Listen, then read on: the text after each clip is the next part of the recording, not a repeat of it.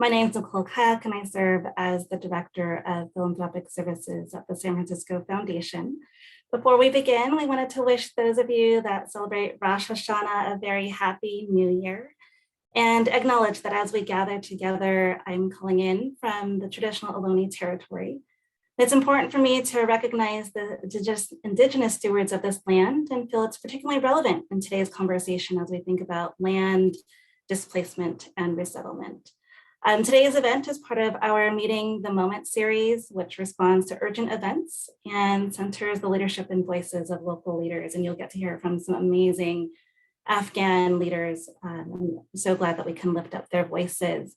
This event really is in response to questions that came from you and from good friends, Michael Megdaye from the IRC, Mizgon from the Afghan Coalition, and Rona, who agreed to be with us today during some really incredibly busy and challenging times for them.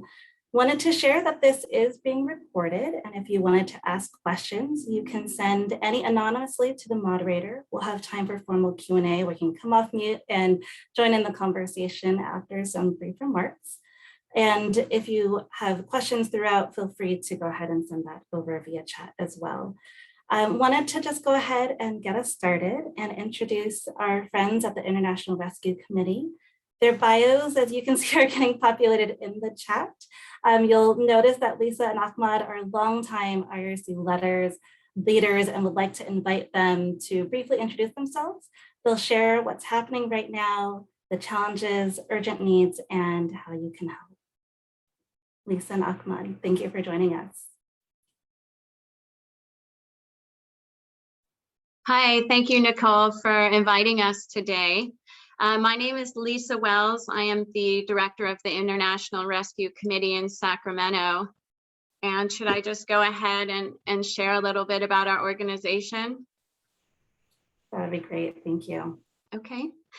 Well, the International Rescue Committee, also known as the IRC, was founded at the request of Albert Einstein in the 1930s, and we operate in over 40 countries around the globe, as well as in 25 US cities, including in Northern California, where we have offices in Oakland, San Jose, Sacramento, and Turlock. But today I've been asked to talk to you about IRC's work in NorCal related to the Afghan emergency situation and the evacuees. So I'll share a little bit about IRC's work with the Afghans. So the IRC began working in Afghanistan since, in 1988. And since then, we continue to provide humanitarian aid in country, including women's empowerment, health programming, education, and other forms of community development.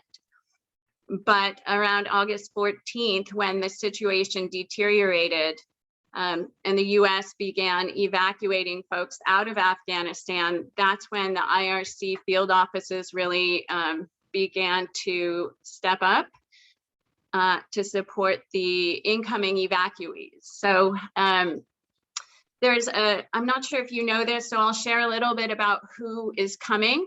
So individuals who used to work with the US military as either interpreters, translators, guides, working with the US government at the embassy.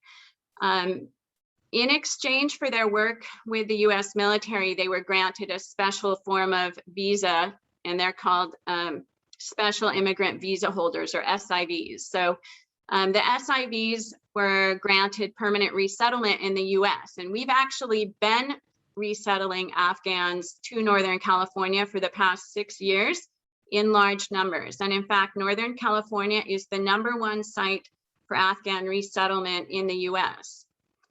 But since this most recent crisis, of course, those numbers have really increased.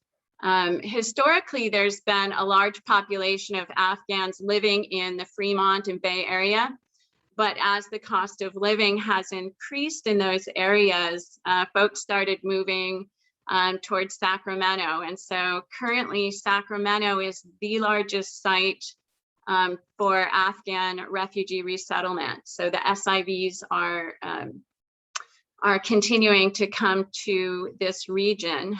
to share a little bit about our work with the evacuation. So the IRC is part of the group that's processing the incoming evacuees. So there are approximately 120,000 Afghans that have been airlifted outside of Afghanistan when the US decided to leave the country.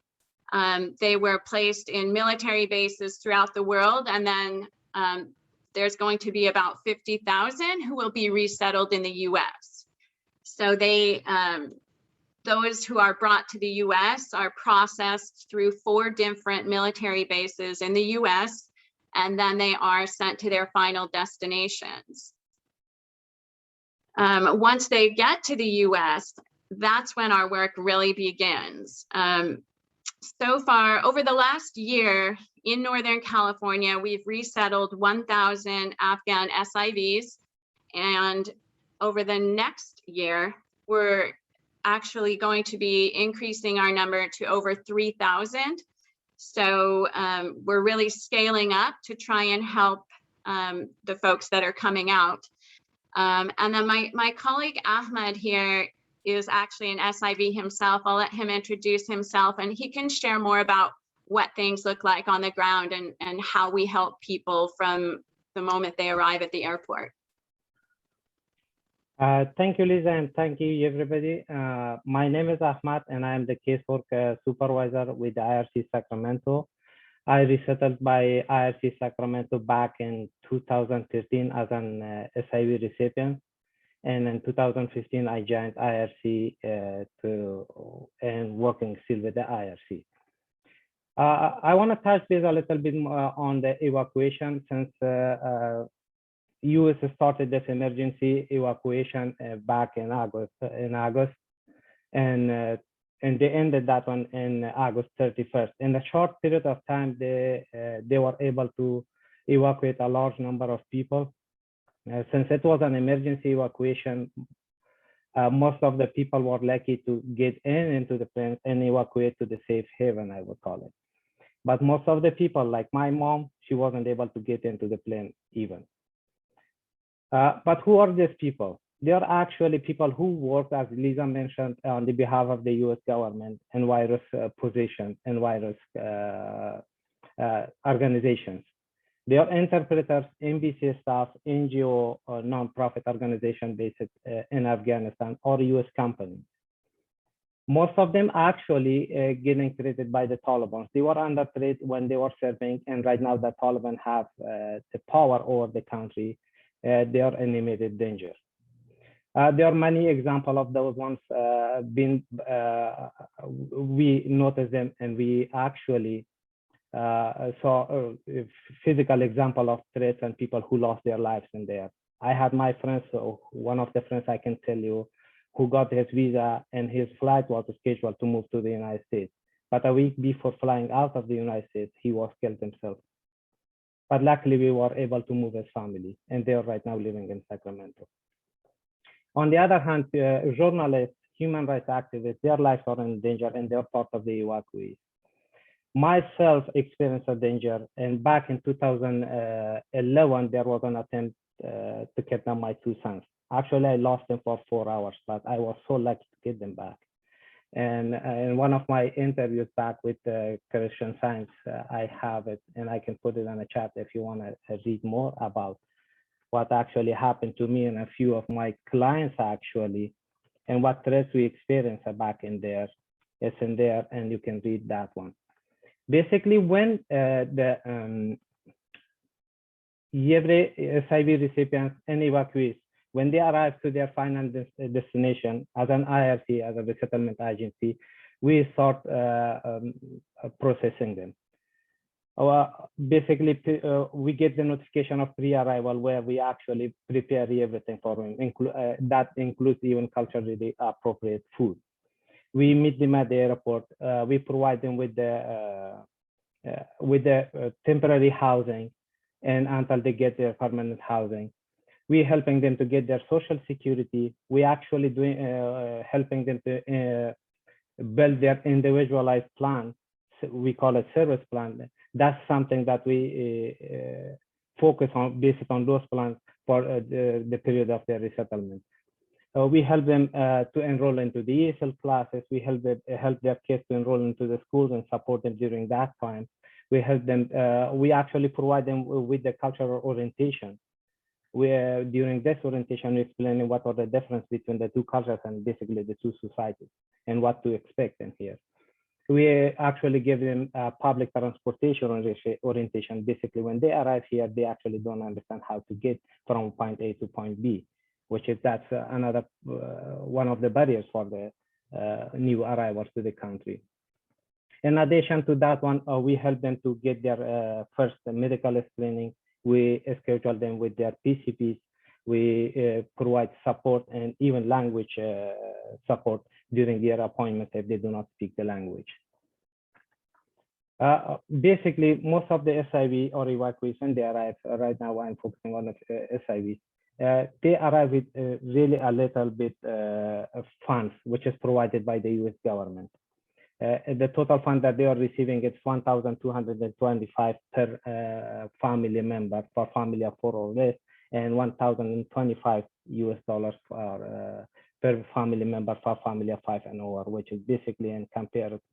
If you are comparing that money with to this living cost in here, it's basically nothing. When the families are arrived here, they need housing, they need supplies, and a lot of things. And this funds are basically does not meet their needs. And that's where we are trying to support them with all those needs. And with that said, I will stop in here and I will pass back to my colleague Lisa to add more. Thank you, Lisa and Ahmad. I'd love to invite Rona and Mizgon into this conversation with us and allow you to introduce yourselves and tell us about the Afghan Coalition, what you're seeing in Fremont, which Ahmad and Lisa referred to. Thank you so much. I will start and Rona can complete. My name is Mizgon Zahir Darby, and I was actually born and raised in California. And I was brought up in a very Afghan childhood, meaning that everybody around me who lived in this cul-de-sac was Afghan. And so my primary language was Darby when I was growing up. And at the age of 18, I started a magazine called the Afghan Journal, not knowing that September 11th would happen a month later. And so that became the first and only voice of Afghan Americans in the US post 9/11. And we learned a great deal from that. I have been working with the Afghan Coalition for almost 20 years now, since the age of 18. And the Afghan Coalition was formed many years before me starting to work there. It was formed in 1996. It is an Afghan-run organization that is dedicated to strengthening Afghan families and improving their access to social services and building a strong and united Afghan American community. The services of the Afghan Coalition go above and beyond what I'm describing here. It's not just social services, it's resettlement services as well. Once we have found that when Afghans come to the United States in any capacity, if they are not treated appropriately in accordance to cultural guidelines, we find them to be at higher risk for exhibiting domestic violence in the household due to loss of status. We find them to have difficulty assimilating, and we find them to oftentimes be depressed or giving up on life.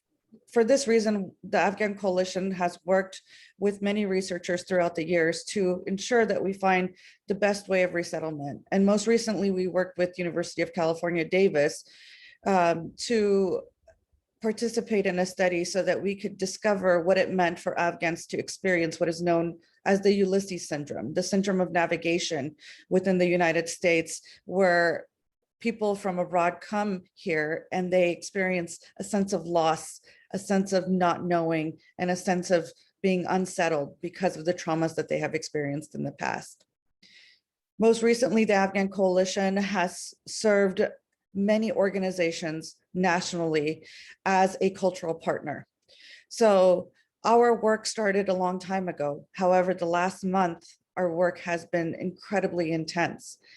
We have been the organization that the community calls upon to provide advice to provide translation, to provide any kind of cultural competent kind of services that we can come across.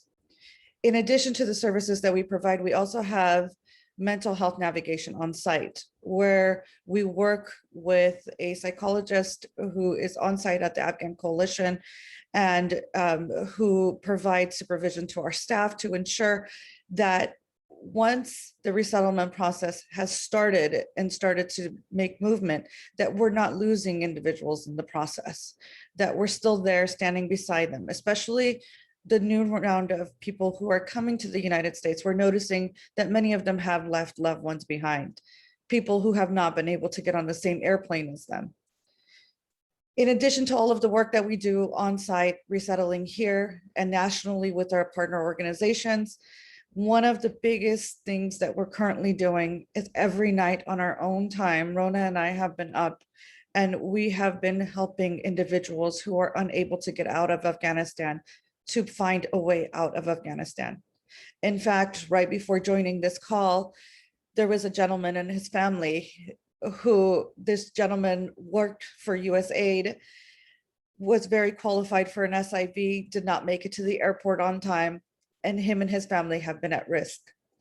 Yesterday, I received a message from him after a week of trying to get him out, where he had completely given up and said, the Taliban are going to find us. There's no way that I can hide any longer. And would you please take care of my wife and my children? And here's the phone number to my wife. Should anything happen to me.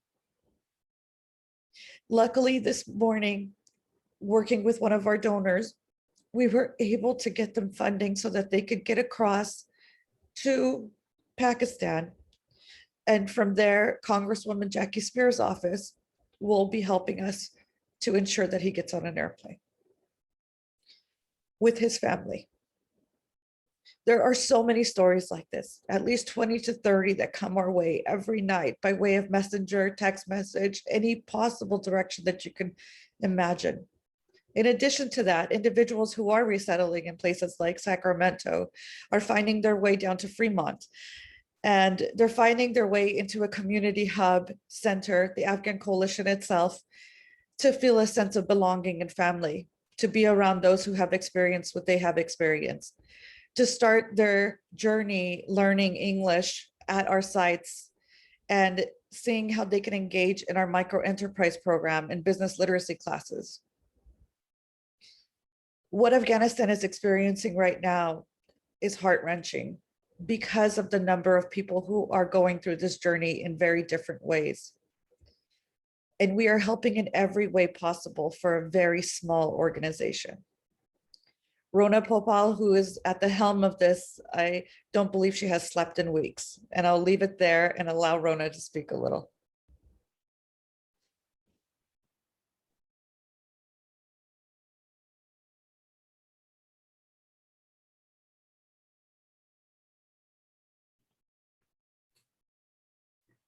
I think you're on mute.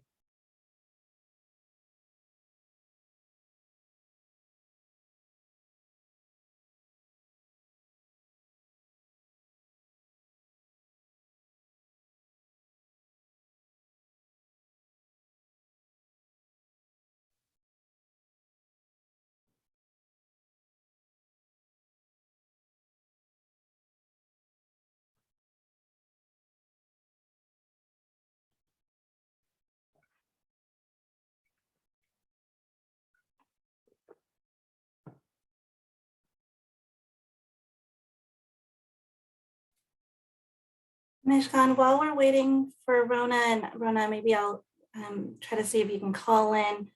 Mizgon, do you want to talk a little bit more about what's happening with the Afghan Coalition, the numbers of individuals that you're working with, but we try to help support Rona and her tech? Certainly. So what we're seeing is that although resettlement is taking place in places like Wisconsin or even in Southern California, or even northern up like the IRC just mentioned in Sacramento, many of them are making their way down to the Fremont area because of the fact that it's been known as a hub for Afghans. We're seeing an influx of applications for social services that we've had to start completing almost immediately. At the end of the time and duration that SIVs in particular are provided funding from the government, they need to go somewhere. And so they do come to the Afghan Coalition. We are seeing everything from helping individuals find housing, locate housing, to complete applications for visas for their families that are in Afghanistan currently, individuals who are not able to get on the airplanes. We are collecting food and home supplies to furnish homes for these individuals.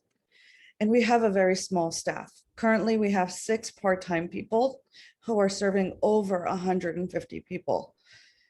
The influx of numbers was significant on our organization. And although we've been able to normally handle large numbers like this because of the volunteer push that we have, we've never seen numbers this significant come our way. And for that reason, it has been a complex situation, and it has taken a lot of navigation and organization to ensure that we may be able to serve every individual that walks through our doors, or to help our partner organizations serve these individuals. We're seeing a lot of funding going to bigger organizations and organizations that are non-Afghan, in organizations that somewhat have just appeared over the last month, I would say. So we are doing our best with the funding that we have to service the individuals that walk through our doors.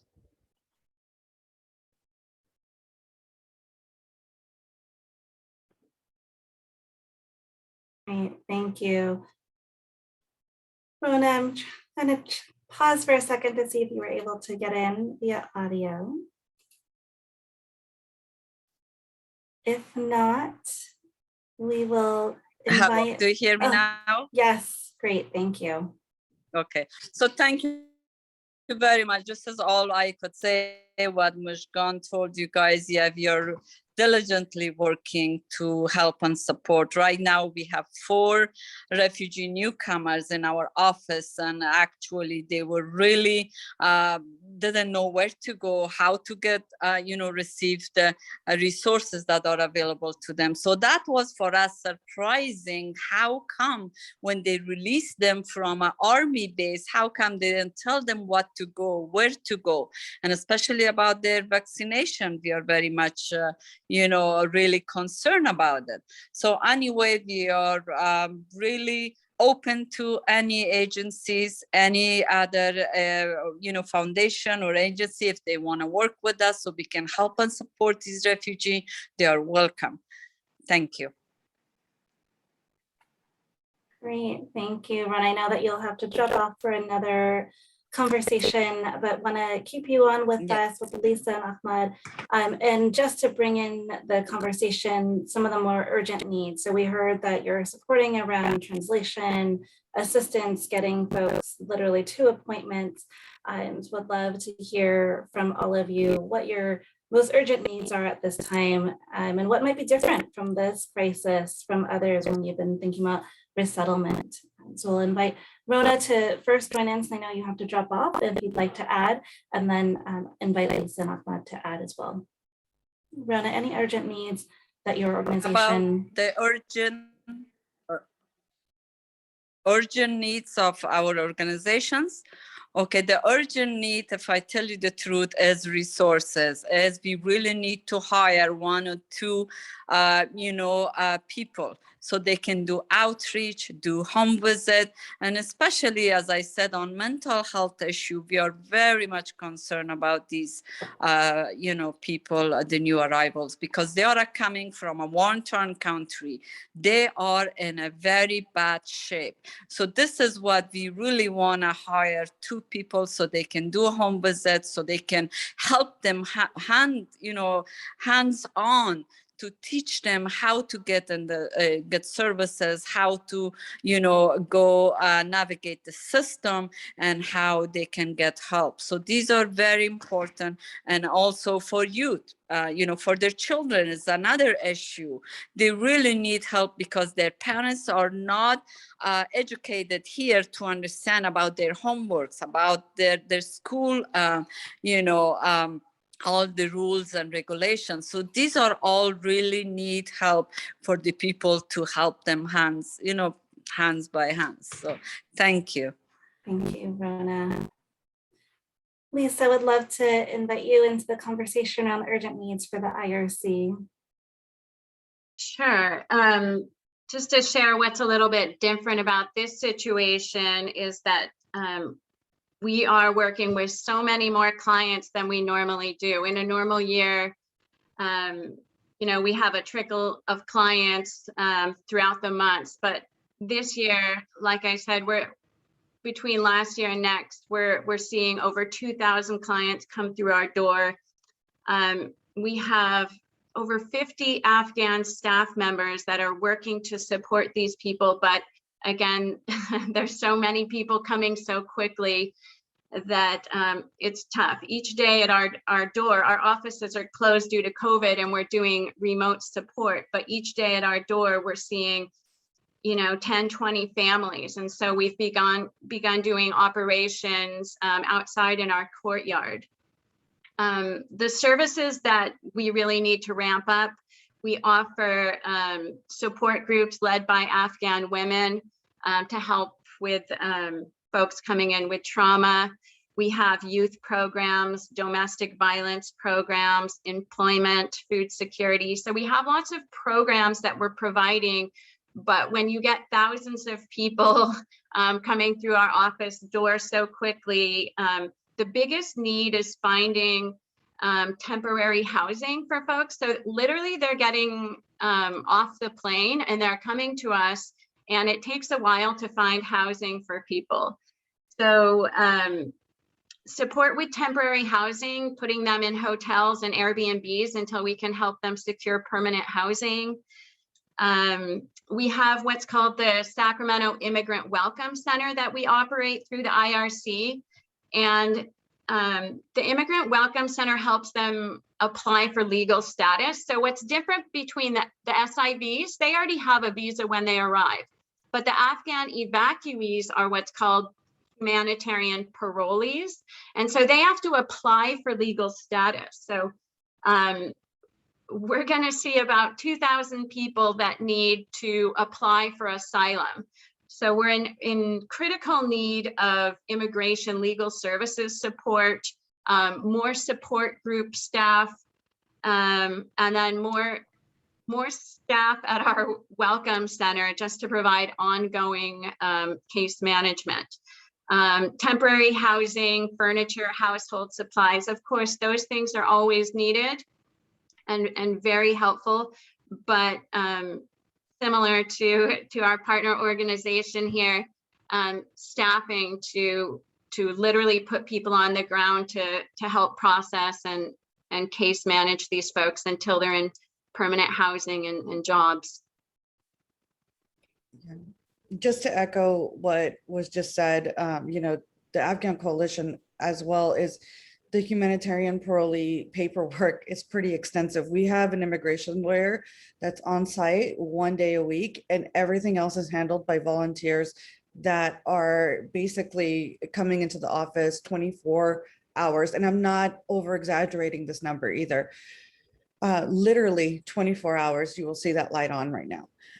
It's incredible the number of people who are coming to our doors and asking for help. And as was mentioned, the humanitarian parolees are these individuals, they also don't qualify for many of the federal dollars that are available for SIVs. SIVs do get funding. However, the humanitarian parolees do not get as much funding. And so that causes a complexity all its own. And we find most often after 3 months of money running out, or for some people it runs out within 1.5 months, we are having to make up the difference in whatever way possible. And so there is a complexity there, both on the staffing end and on actually raising funding and finding funding to help sustain these individuals. I don't believe, and I've been very outspoken about this, that we were prepared as a nation to take in these individuals and provide this kind of supports that were necessary in order for them to just live. And they're going from one situation of survival to another situation of survival. And that's not how we want to treat them once they get here, because already many of these people, very similar to the post-Soviet kind of invasion, these people are educated. These are younger people who maybe did not grow up when the Taliban were there. And so they had hopes and dreams, and all of that to them has been shattered in some way. They are no longer able to practice when they come here if they are doctors. And that reality is hitting them as soon as they're getting off of the airplanes. And that loss of status is hitting them. In addition to then being homeless, not having a place to go. It's very, very different than what I believe that a lot of our agencies have experienced. Great, thank you. You both lifted up the differences in funding that an individual receives based on their status, whether they're an SIV or a parolee, and that it is fairly nominal. Ahmad, you mentioned $1,200 on the higher end, depending on your SIV status and size of your family. So it's definitely something that the philanthropic dollars can help augment. Where are you also seeing other financial needs? It sounds like most of it from fundraising is for the basic needs that you're seeing, the towels and things that they didn't bring with them as they were evacuating. What are you seeing as far as financial needs and what you're raising funds for? Sure. So the IRC has two specific asks, I guess you could say, for the Afghan evacuees. One is for what's called our soft landing fund. And so that goes directly to client rent utilities. 100% of that goes to support clients. And then we're also asking for funding for our, the Immigrant Welcome Center. So that's an offshoot of the IRC that allows us to serve folks of any legal status. So whether they're SIVs or parolees or asylum seekers or undocumented, we can serve anyone. And through those programs, we, like I said, we run our support groups, employment services, we have a food pantry, all of those things. So those are our two biggest needs. The soft landing fund for rent and utilities and direct client expenses, and then, you know, programming support, including immigration legal services through the Immigrant Welcome Center. Very similarly, the Afghan Coalition, you know, our greatest need right now is we need at least 2 more programmatic staff members. And I say at least because we are doing the work of a large agency with a part-time staff, which is just the strain that we've never seen before.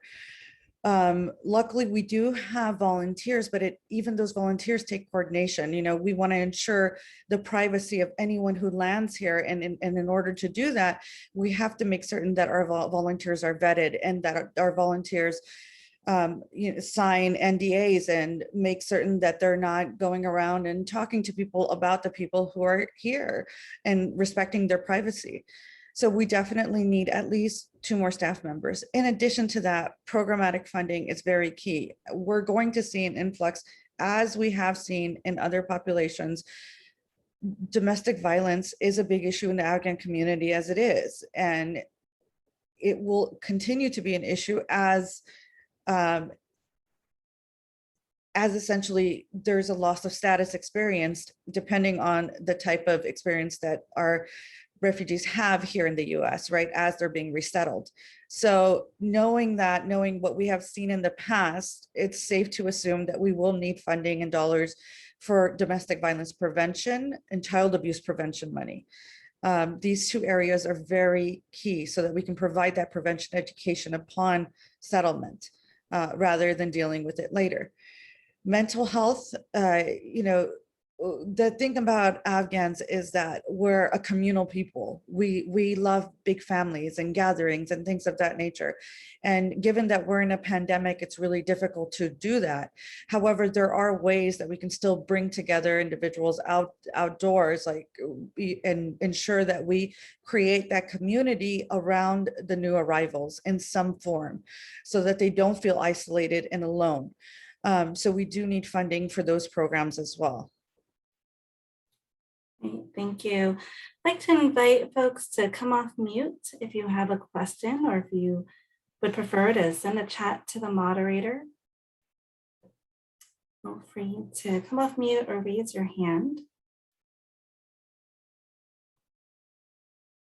While we wait for folks, you started to allude to some of the long-term needs. Some of the issues that you referred to just now are both going to be urgent for the short term, but also the long term. Are there any other things that folks, as it fades from the news cycle, that we should be thinking about past today, tomorrow, and the weeks ahead? Past the news cycle is exactly this. I mean, we need to enroll these individuals into English classes, enroll their children into schools, acclimate them to American culture. And all of this takes time. All of this takes courage on behalf of those who are settling, but also soft-handed navigation in a culturally appropriate manner. So once the news sort of dies down and the hashtag stops trending, we'll still have individuals who have families in Afghanistan who are in very dire situations. And we'll still have individuals here who have been re-traumatized by the events that they're seeing on TV and that are going to have lasting impacts on their family. We're still going to have domestic violence in the community. We're still going to have, child abuse in the community, all of these things that need preventative work that has to happen up front. But really ensuring that health navigation, mental health navigation, domestic violence navigation, all of these services continue alongside and in parallel to the resettlement process that we're currently facing is key. Yeah, and from IRC side, we're continually changing. We've been around for a while, and so every year or so we have to go out into the community. We do surveys. We figure out where the needs are. We talk to the schools, and we really find out where the needs are, and we try and develop programming in response to those needs. So mental health has certainly been a growing need, as are youth services. So as a grant-funded organization, we're just always trying to be responsive to the most recent needs. I think with the Afghan populations, it is going to be a long-term situation. It's going to be a marathon, and I think they're going to need support for many years to come, whether that's for kids or in the social services, like our colleague mentioned, domestic violence support, youth services support. These things are always going to be needed. Great, thank you. Vivian, would love to invite you into this conversation with your question. Thank you, Nicole. So I understand that there's always a need for private philanthropy. Considering that the United States has been in Afghanistan for 20 years and has poured billions, if not trillions of dollars into its presence there, is there any legislation going through Congress now or any executive order that is trying to earmark funds, which seems that the government should really be stepping up, all things considered, to help the integration and the welcoming of these Afghan asylum seekers, refugees, just special visa people? Yeah, Lisa can probably speak to this better than I can, but one thing that I will say is that in a way, the silver lining of living in California is that we're ahead in legislation. And so the governor of California has earmarked funding for Afghan refugees. And he recently put out his statement on this. Now, how much that is, I'm not very familiar with entirely. However, we haven't seen any significant federal dollars being released yet. There are talks, for example, we're often hearing from the Afghan Coalition standpoint, at least, is that the ORR will fund you. We will give you a promissory note now, and then we will fund you as soon as we can. So we're getting a lot of statements like that. Unfortunately, a promissory note does not hire additional staff. And that's where the complexity steps in, is our government is 2 steps behind where we need to be right now. And it wasn't very well thought out as far as the resettlement process was concerned here. I mean, and this shouldn't be a surprise to anyone. I was writing about SIV settlement and how, funding runs out after a while 3 years ago, where we were facing this in the Afghan Coalition and other agencies, where we had SIVs who were arriving and having difficulties locating housing. But unfortunately, this is the situation we're in. Again, we're lucky to be in California, and we're looking forward to seeing how much money will be earmarked. But it's going to be 2 steps behind where we currently are. Yeah, just to share a little bit. So the federal government is providing grants to every officially processed SIV and parolee. And so that's very helpful. They also will come out with additional programs. For example, there's funding called the Refugee School Impact Grant that goes directly to schools to help with in-classroom language assistance, tutoring, things like that. There's programs for what we call career pathways to help people recertify. So a lot of doctors, lawyers are coming. It takes a lot of effort for them to be able to recertify in their career field. And so there are programs like those. And then in California, there's actually been a proposal for $17 million to help with the resettlement. So that will go towards things like housing and programming, hopefully. But they've also just announced, so folks coming in who have children will be eligible for public services such as CalWorks and CalFresh food assistance. But until just a few days ago, the humanitarian parolees who do not have kids would not be eligible for those services. But the state of California and the governor's office came out with a recent statement saying they're going to offer TVAP funding to humanitarian Afghan parolees who do not have children. So TVAP is actually Trafficking Victims Assistance Program. It's a program that IRC offers, and other nonprofits offer this to serve victims of human trafficking. But they've actually expanded that program to allow the Afghan parolees without children to be eligible for that. So they've opened up 3,000 slots in California. So TVAP funds will also be available.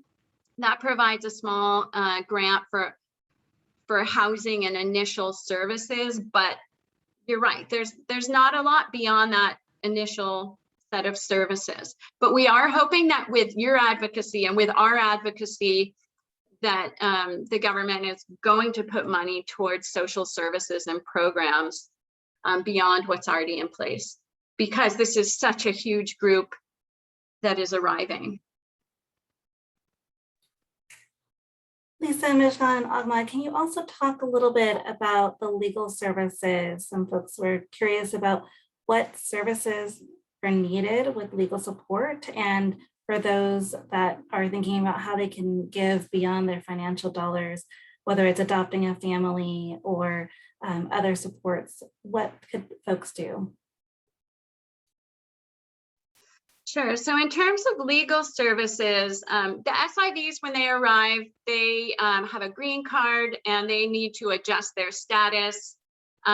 We have immigration support staff who helps adjust status, and we help offset those costs. But the parolees are different because they're going to have to apply for asylum. And as you know, the situation at the southern border, there's a massive backlog in the asylum process. So they could be waiting years and years. Plus, it's very expensive to find an immigration attorney and do the paperwork. We currently don't have people on staff. We're not used to serving folks that don't come in with visas or green cards. And so we're really having to rethink the needs in terms of immigration legal services that these folks need. We do want to try and work through pro bono attorneys, or we would love to hire somebody that could literally help with the asylum applications and walk folks through the process of applying for asylum. The Afghan Coalition, we can either say luckily or unluckily, have been through this process of seeing that, you know, status has to be adjusted in many cases, et cetera. So about a year ago, we made the decision to have a lawyer on staff, an immigration lawyer, partially pro bono, partially not. So they do provide immigration advice, they do provide application help, and then we also utilize our volunteers to the best of our ability right now to help with completing the forms that are required, of which there are many, many forms for these individuals who are coming in, who are in culture shock, who some of them, you know, are having difficulty reading English and using Google Translate to do these forms. So we have volunteers who are doing hundreds and hundreds of forms. Yes, we have a need for all of the things that were stated by Nicole. We have a need to have families adopted. In fact, taking it one step further from the theoretical to actionable, you know, there's going to be a need for foster parents for Afghan children who are coming here who have been separated from their families. We don't know the exact numbers. However, there was a push to get people certified to foster Afghan children. Families who are going to be coming here and who are going to have difficulty locating housing, we do need to home them somewhere. And a lot of these individuals, you know, are concerned about that. And a majority, from my understanding, a majority who are coming to the US are humanitarian parolees. So they're not, we're getting less SIVs from the latest report that was put out. So that tells us that we're going to definitely need the support of churches and mosques and Rotary and services, everything that you can possibly imagine, to partner with us to, one, get the word out so that we don't forget about these individuals, especially those who are left behind in Afghanistan, of which there are many, many people who still qualify to come here, who are in great danger of staying in Afghanistan. Those people need help filling out and completing visa applications and getting here. Secondarily, those people who are here, they will need food. They will need assimilative kind of processes and people to stand behind those with them, friends, families to stand with them so that they can have an easier time assimilating. And gosh, just having the love and support of a community that cares goes such a long way. These are very resilient people. That's the one thing that I have noticed in speaking with them on the phone through the evenings and following some of their journeys all the way to the US or to Canada or to Europe. These are resilient people, but to have a friendly voice, even talk to them and encourage them and show them love and care in this process makes such a big difference. So as a community, I feel like even beyond philanthropic dollars, coming together and ensuring that we're not forgetting who these individuals are, the humanity of these individuals, and what it means to society that we serve them as they have served us in many cases is so critical. Thank you. Before we get to final closing remarks, I had one last question from someone in the audience about what funding gaps you have. So if you think about size of funding that you need, what is that dollar amount if you were to estimate what that looks like?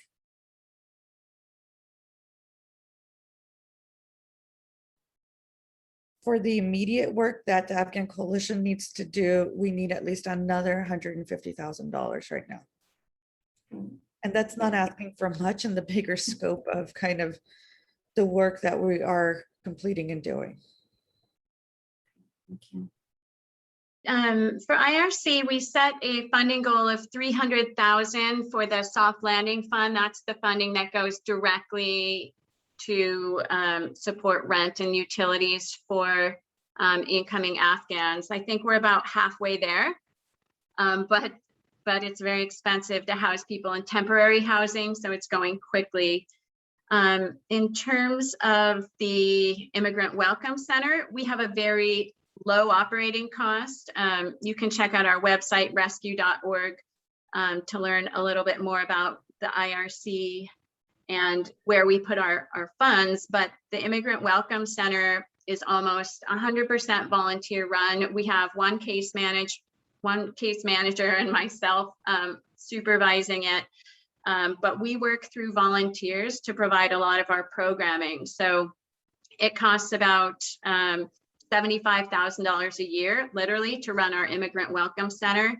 If we had a second staff member, that would help us serve double the number of people. But really, we try and work largely through volunteers.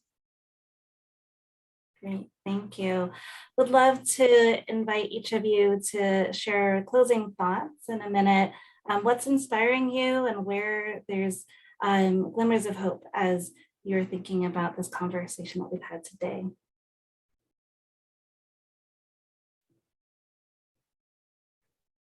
The glimmers of hope, I think, come in the moments that I shared earlier, where we had a gentleman who helped a family and basically stood by us side by side so that we could work together and help this family get out of Afghanistan safely. And we'll also be helping in the resettlement process.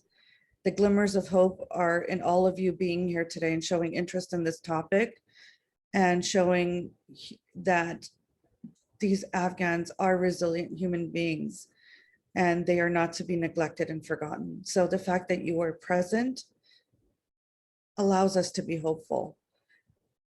The fact that there are organizations such as the IRC who are working tirelessly and other partner organizations, those are glimmers of hope. And of course, foundations like the San Francisco Foundation, who are really giving a voice to the Afghans and making a difference.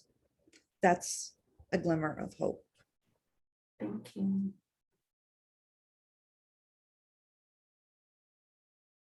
Ahmad, would you like to chime in, and then Lisa? Sure, I can go ahead and share. I mean, I think it's a glimmer of hope that so many people were able to get out. I know I was speaking with Ahmad and some of our other staff members over the last few weeks. There are so many people that didn't get out. And so the fact that there's 120,000 people that are safe, that's a great start, but their journey has just begun. They're going to have a lot of needs. And so I've just been impressed by the number of volunteers, the number of people reaching out, wanting to help in any way possible. And our staff, I think I mentioned, I think we have over 50 Afghan staff at our office. And throughout this process, it's been very stressful. Most people have family back in Afghanistan, and we asked, do you want to take time off? Do you need time to rest and breathe and contact your family? And they were all just saying, no, what I want to do is help. We need to help the people that are here, and they go to the airport at midnight and pick up a family. And so just really want to thank our staff for what they've been through and working a lot of double time and overtime and putting in a lot of hours, but also grateful to everyone who's shown interest in supporting the Afghans that are arriving. Ahmad, anything that you want to add? I want to add one more thing, actually. Hope is something that keeps us moving, and seeing people supporting in such a critical moment, all the Afghans, especially the evacuees in here in the States. and that actually keeps us running. Thank you. I want to send my deep gratitude to our speakers, to all of you who have attended. As you've heard, this is an incredibly intersectional moment as we think about all of the issues that many of these evacuees are grappling with, and that our colleagues at the Afghan Coalition, IRC, and many other organizations are helping to provide support. As you saw in the chat and in the emails, you will get a copy of our Give Guide. It is the condensed version. If you have questions, feel free to contact your philanthropic advisor to get more information. We will also send out a copy of the recording if you want to come back and listen to more. We want to extend our deepest gratitude again to all of you. As you can tell, Mizgon, Ahmad, Lisa, many others, Rona, are spending hours and hours without much sleep to be here with us. And so want to extend our deepest gratitude to the speakers, especially, and all of you for joining us. Again, this is part of our Meeting the Moment series, and we'll have many more opportunities to be in conversation with one another. I'll encourage you to fill out the survey that you see in the chat, and we'll also get emailed to you after this event. Thanks so much for joining us.